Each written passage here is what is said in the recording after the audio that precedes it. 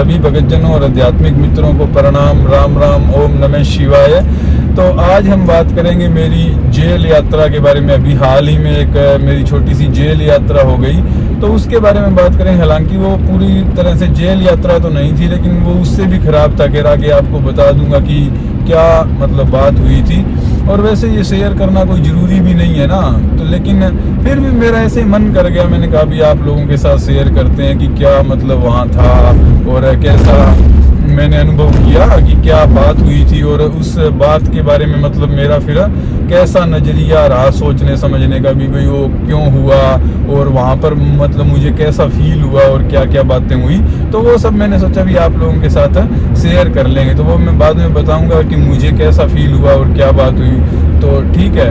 लेकिन पहले एक दो और बातें हैं, उनके बारे में भी बात कर लेते हैं। कि सबसे पहली तो ये सवाल आप लोगों के मन में आ सकता है किसी के भी, कि भाई अब आपकी जो कुंडलनी जाग गई है, आप कह रहे हो कि आत्मज्ञान हो गया और ये सब बातें हैं, तो फिर ऐसा क्या मतलब आपको जेल क्यों जाना पड़ गया? तो क्या मतलब इसमें कुंडलनी जागरण और ये कोई महत्व नहीं रखता, भाई हर किसी को जेल जाना ही पड़ जाता है? तो इस बारे में तो देखिए मैं आपको एग्जाम्पल ही दे सकता हूँ कि मतलब पहले भी इतिहास में भी तो ये बातें तो होती रहती है ना। जो आत्मज्ञानी महापुरुष हैं उनको तो बहुत बार जेल जाना पड़ता है। जैसे आपको बताइए ओशो को जेल जाना पड़ गया, और गुरु नानक देव थे उनको भी बाबर ने कैद कर लिया था, तो उनको भी जेल में जाना पड़ गया था, गुरु नानक देव को भी। और भी जो हमारे बिश्नोइयों के जम्बेश्वर भगवान है, वो भी एक बार मतलब उस टाइम के जो राजा महाराजा थे, तो उन्होंने उनको मतलब जेल में बुला लिया था भाई एक बार। और भी मतलब जेल जाना तो चलो एक छोटी बात ही है, लेकिन इतिहास में तो ऐसा है ना कि जो आत्मज्ञानी महापुरुष हैं उनको सूली पर लटका दिया गया। आपको पता ही है कि ईसा मसीह को लटका दिया गया, सुकरात को जहर दे दिया गया। तो वो सब वही है ना कि सरकार के या मतलब जो प्रशासन है उसके आप अगेंस्ट जाओगे तो फिर वो आपको सजा दे सकते हैं। उसमें वो कोई बात नहीं है कि आप कुंडली जागृत है या मतलब आप आत्मज्ञानी हो या इस तरह से, उसका कोई मतलब फर्क नहीं पड़ता। अगर आप नियमों के खिलाफ हो और या प्रशासन आपके खिलाफ है तो आपको जाना पड़ सकता है। अच्छा, अब अगली बात कई लोगों के मन में ये आ सकता है कि मतलब कि भाई आपके अंदर क्या कोई अब शक्ति नहीं है कि जेल आप गए तो जैसे मतलब यहाँ तो ऐसे शक्ति हो ना कि भाई आदमी ऐसे हाथ ऐसे आगे करे और 5-10 आदमी सबको उड़ा दे, ऐसे साइड में करता जाए, सबके ब्रेन फ्रीज कर दूं मैं अपनी मेंटल पावर से, मेडिटेशन से। कुंडली तो जागी गई है मेरी, तो सबको मैं ऐसे साइड में कर दूं। तो क्या ऐसा नहीं हुआ? या क्या मतलब ऐसे भी होता है ना कि एक ओरा होती है, एक संत है या एक मतलब इस टाइप में आध्यात्मिक आदमी है, तो क्या कोई मेरी ओरा देखकर भी पुलिस वालों को कोई फर्क नहीं पड़ा, मुझे जेल में मतलब वहां पर डाल दिया? तो इसका क्या कारण है या ऐसा कुछ क्यों नहीं हुआ? तो इसका भी देखो मैं जवाब दे सकता हूँ। अभी हाल ही के अंदर जो आपने देखा होगा IIT बाबा वाला वो सीन चल रहा था, वो पहले स्टूडियो में उनके साथ है वो गड़बड़ कर रहे थे, और बाद में वो देखिए कि जब वो वहां पर बैठे थे स्टूडियो से बाहर आकर, तब भी पुलिस वाले कैसे मतलब कर रहे थे कि आप यहाँ से उठ जाओ ये वो। तो वो तो इतने मतलब वायरल बाबा थे ना, वरना अब मेरे जैसा कोई आम इंसान होता तो पुलिस वाले मतलब तुरंत पता नहीं क्या ही एक्शन ले ले। तो वो उनके खिलाफ भी उनको भी नहीं छोड़ रहे थे, और बाद में तो वो उनके ऊपर एक NDPS का केस भी लगा दिया ना IIT बाबा के ऊपर भी। और उसमें क्या था? कुछ नहीं था, वो थोड़ा सा कोई गांजा होगा एक पुड़िया वगैरह में। तो उतने गांजे का क्या है भाई? जैसे साधु संत तो अपने साथ चिलम और गांजा रखकर चलते ही हैं, तो फिर तो सबको पकड़ कर डाल दो जेल में। तो देखिए अब पुलिस ऐसे कर सकती है, तो मतलब अब IIT बाबा के साथ ही हो गया, तो भाई हम तो हैं ही क्या, अब मतलब हम तो इतने कोई मशहूर आदमी भी नहीं है, तो इसलिए ऐसा हो सकता है। वो जो बात थी कि ऐसे मैंने क्यों नहीं हटाया ऐसे अपनी शक्तियों से पुलिस वालों को, या भाई ओरा देख कर, तो ओरा तो आप ये समझिए ना भाई IIT बाबा के अंदर ओरा तो थी ही, ओरा उनके अंदर थी तभी तो वो रिपोर्टर उनके पास गया ना और वो इतने वायरल हुए। तो वो ओरा तो IIT बाबा के पास भी थी, लेकिन भाई ओरा का ये मतलब नहीं होता है कि ओरा का ये मतलब नहीं होता है कि पुलिस वाले आपको छोड़ दे भाई। वो ओरा वगैरह पर्सनली काम करती है। थोड़े लोग हो, आप शांति से बैठे हो भीड़ भड़ाके में, और जब ऐसा कांड हो जाए तो उसमें ओरा वगैरह भी कुछ काम नहीं आता। और ये मतलब हाथ से ऐसे शक्तियों से हटा देने वाले भाई योगी हुआ करते होंगे पहले के जमाने में, अब भी होंगे कोई गुप्त रूप से, लेकिन जितने भी आपको प्रकट में जितने लोग दिख रहे हैं जो कह रहे हैं कि हम इनलाइटेंड है, आत्मज्ञानी है, तो क्या वो लोग ऐसे पुलिस को ऐसे हटा सकते हैं क्या? भाई ऐसी शक्तियां तो किसी के पास नहीं है। तो मतलब मैंने तो कभी देखा नहीं और कभी सुना भी नहीं पुराने जमाने में भी इतनी ज्यादा शक्तियां हो किसी के पास। तो ऐसे ये शक्तियां काम नहीं करती। वरना तो जब भारत गुलाम हुआ, जब इतनी इतनी फौजों ने हमले किए, तब क्या कोई योगी नहीं था? वो मतलब अकेला ही सारी फौज को रोक देता। अब योगी तो कुछ भी कर सकते हैं, मतलब तो ऐसी शक्तियां दिखा सकते हैं।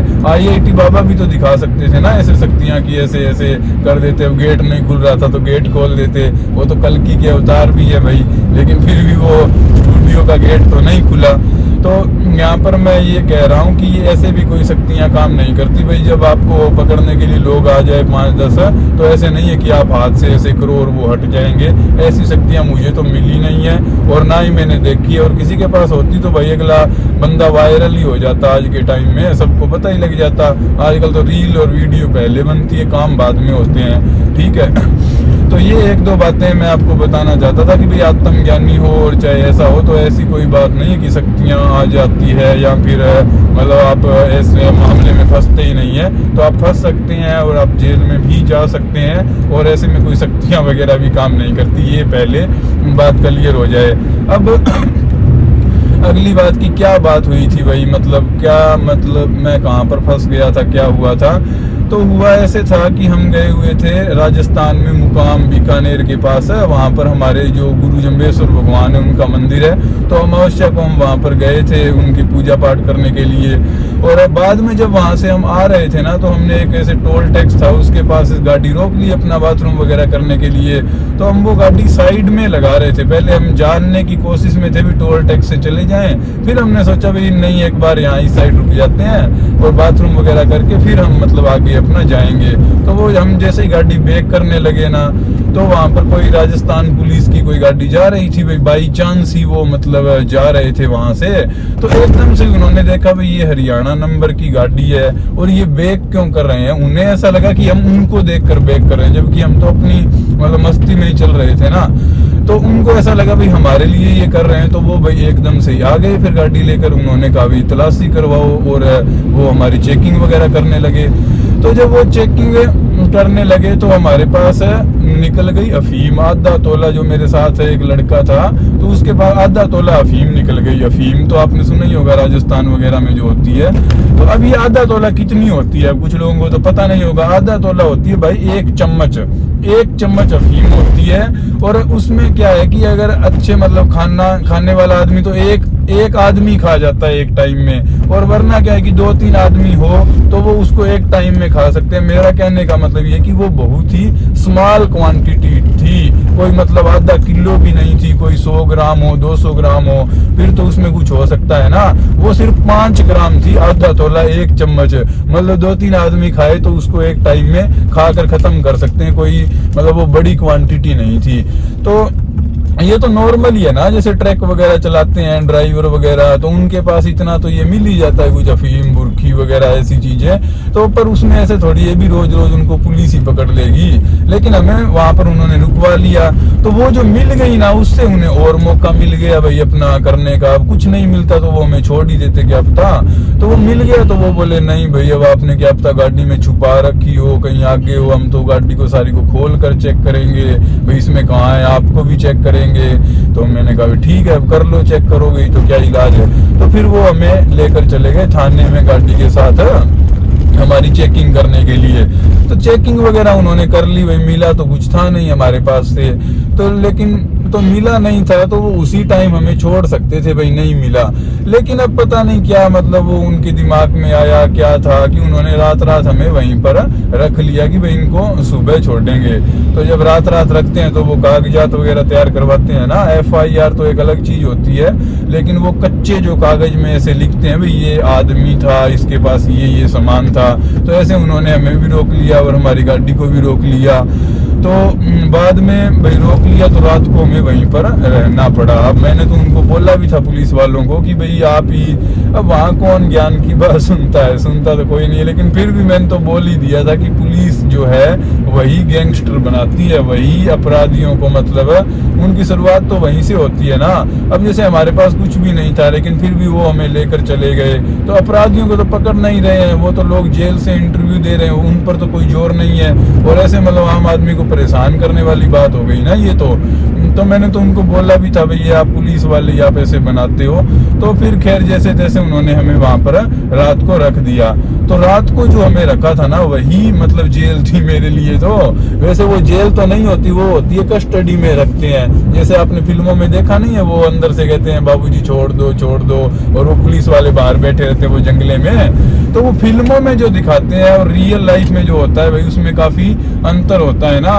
वो कमरा तो वैसा ही होता है लेकिन रियल लाइफ में उसके अंदर एक खास बात ये होती है कि अब देखो मान लो किसी कैदी को रात भर के लिए कस्टडी में रख दिया, अब उसको बाथरूम जाना है, कुछ और करना है, तो मतलब वो अब बार बार पुलिस वाले थोड़ी गेट खोलेंगे भाई अब मेरे को बाथरूम जाना है, अब ये करना है। तो वो क्या करते हैं कि वो बाथरूम वगैरह उसके अंदर ही बना देते हैं। तो जिस मतलब वो जैसे कमरा था कस्टडी का, आगे वो जेल की तरह दीवारें लगी हुई थी, तो उसके अंदर ही बाथरूम था और वो बाथरूम के ऊपर बिल्कुल ही छोटी छोटी सी दीवार थी। तो ये मतलब सबसे खतरनाक था, क्योंकि अब जब आप जेल में जाते हैं तो वहां पर भी क्या है कि बाथरूम वगैरह तो अलग होते हैं और जहाँ आप सोते हैं वो अलग जगह होती है, बाथरूम अपना अलग जगह पर होते हैं। लेकिन हमारे मामले में क्या था कि बाथरूम वहां पास में ही था। ये जेल में इनको चक्कियां बोला जाता है भी, ये सबसे भाई जब कोई मतलब कुछ गड़बड़ कर दे या कुछ और कर दे तो एक आदमी को अकेली सेल में बंद कर दिया जाता है, बाथरूम वगैरह भी उसके अंदर ही करो और उस सेल से उसको बाहर नहीं निकालते। तो वो सबसे खतरनाक चीज होती है। तो वो मतलब हमारे साथ तो वो कस्टडी में ही हो गया। तो भाई वो सारी रात हमने वहां पर काटी। फिर अगले दिन मतलब वो जमानत वगैरह करवानी पड़ गई, क्योंकि उन्होंने वो कागज वगैरह में नाम लिख दिए थे। तो ऐसे ही उन्होंने हमारे ऊपर झूठा मूठा केस लगाया, जैसे चालान कर देते हैं ना पुलिस वाले, अब सारे सब कुछ हो तब भी वो कोई छोटा मोटा चालान जानबूझकर कर देते हैं। तो वैसे उन्होंने हमारे ऊपर केस लगाया कि भाई वारदात करने की कोशिश में थे ये लोग और हमने इनको पहले से ही पकड़ लिया, ये केस हमारे ऊपर लगा। और बाद में उसकी जमानत हो गई और आगे तो उसका कुछ मैटर ही नहीं है, क्योंकि भाई वारदात करने से पहले पकड़ लिया ना, वारदात तो हुई नहीं। तो वारदात हुई नहीं तो अब ना वो जेल में भेज सकते और ना कोई केस हो सकता था। और जो अफीम थी भाई, अफीम का तो ऐसे था ना, अगर वो केस करते तो ये तो पुलिस वालों के लिए शर्मिंदगी की बात थी। अब जज भी ऐसे देखता है एक बार कि 1 चम्मच अफीम के लिए आपने 3 तो आदमी पकड़ रखे हैं और 1 गाड़ी पकड़ रखी है, भाई हद है, इतना तो कोई बड़ा जुर्म ही नहीं है ना, ये तो कुछ है ही नहीं। तो वो तो अगर जुर्म होता तो वो केस लगा ही देते, लेकिन वो तो पुलिस वालों को ही पता है कि राजस्थान वगैरह में तो ये नॉर्मल ही बात है। तो उसका तो कोई केस हो भी नहीं सकता था ना। तो उन्होंने ऐसे ही झूठा मूठा हमारे ऊपर केस लगा दिया और फिर अगले दिन हमारी जमानत हुई और फिर हमें गाड़ी भी उनसे छुड़वानी पड़ी। उसके भी उन्होंने काफी पैसे ले लिए, मतलब पुलिस वालों ने ले लिए जबरदस्ती। मतलब वो कोई रिकॉर्ड नहीं था, कोई ऐसे रसीद वगैरह कुछ नहीं था, उन्होंने अपनी मर्जी से ले लिए। और हम भी क्या करते भाई, इतनी दूर हमारी गाड़ी थी घर से, तो उसको लेकर आना भी जरूरी था। कोर्ट वगैरह के चक्कर काटने में तो 2-4 दिन लग जाते। तो हमने जितने पैसे उन्होंने मांगे वो देकर और हम आ गए। ठीक है, तो अब बात करते हैं एक्सपीरियंस की कि मतलब क्या मुझे वहां पर एक्सपीरियंस हुआ और क्या मतलब मेरा इस बारे में सोचना है। तो मेरा तो जी देखो, मैंने अपनी जो जन्म कुंडली वगैरह में देखता हूँ, तो मैंने अपनी जन्म कुंडली देखकर अपने घर वालों को पहले ही बोल रखा था, अपनी मम्मी वगैरह को, कि मेरी जन्म कुंडली में तो जेल जाने का भी योग है और मतलब मैं कभी ना कभी जेल जा सकता हूँ। तो मैंने पहले ही बोल दिया और भाई वो बात हो ही गई, क्योंकि वो दशा वगैरह भी राहु और केतु की चल रही थी ना, दोनों की एक दूसरे के साथ में दशाएं चल रही थी। तो इस वजह से भी वो हो गया। तो वो तो मतलब मुझे लग ही रहा था कि ये अब मेरे लिखा हुआ है ना किस्मत में, तो मुझे जाना ही पड़ेगा। और फिर वही वहां पर क्या हुआ कि हम दूसरे रास्ते जा रहे थे, लेकिन हम आ गए उस रास्ते जिस रास्ते पर पकड़े गए। तो वो भी सब चीजें ऑटोमेटिक ही होती चली गई। तो एज ए मतलब स्पिरिचुअल पर्सन या एक ध्यानी पर्सन के रूप में मैं अगर देखूं तो ये था कि भाई वो किस्मत में लिखा हुआ ही था। जैसे वो लोग बोलते हैं ना कि दाने दाने पर लिखा है खाने वाले का नाम, तो वो कोई दाल रोटी, कोई पूर्व जन्म का कोई कर्म, कोई पता नहीं इस जन्म का क्या था, लेकिन वो मतलब बात लिखी हुई थी, वो मतलब होना ही था। और होना था तभी हम वहां पर जा रहे थे इतनी तेज गति से, इतनी मतलब गाड़ी भगाकर, और उस जगह पर जैसे हमें पहुंचना ही था। अगर 1-2 मिनट भी आगे पीछे हो जाते तो वो पुलिस वाली गाड़ी निकल जाती, वो तो अपना नॉर्मली चल रहे थे। लेकिन नहीं भाई, वो दाल रोटी थी और हमें वहां जाना ही था। तो इसलिए मैं तो इस घटना को ऐसे देखता हूँ कि मतलब होना ही था भाई, होने को कौन टाल सकता है, विधि का जो विधान है। अब बाद में हम कहें कि इसका कसूर था, इसने ये किया या किसी और ने ये किया, तो वो उस बातों का तो कोई मतलब नहीं है ना। अब जो हो ही गया उसका अब हम क्या करें, क्योंकि वो होने को मंजूर ही था, वो होना ही था। तो मैं तो इस बात को इस तरह से देखता हूँ। और भाई जैसे वहां पर मैं उस कस्टडी में था, तो भाई क्या मेरे अंदर फीलिंग थी, तो भाई मैं आपको मतलब कुछ नहीं, मेरे अंदर कोई ऐसी कोई फीलिंग नहीं थी, ना मेरे अंदर कोई डर की भावना थी, ना कोई और, क्योंकि कुछ किया ही नहीं था तो डर किस चीज का। और उसमें क्या था भाई, ज्यादा से ज्यादा वो मुझे जेल भेज देते, मतलब हमें तो जेल भेज देते, तो उसका भी मुझे कोई डर नहीं था। मैं तो वो भी एक एक्सपीरियंस था मेरे लिए, एक नया, जैसे ये दुनिया देख रहे हैं ना, इसमें नई नई चीजें देखते हैं, तो वो कस्टडी में रहना वो एक एक्सपीरियंस था भाई। मैंने तो उसको भी इंजॉय किया, और मन ही मन में मैं सोच रहा था भाई आज ये एक नया एक्सपीरियंस हो गया।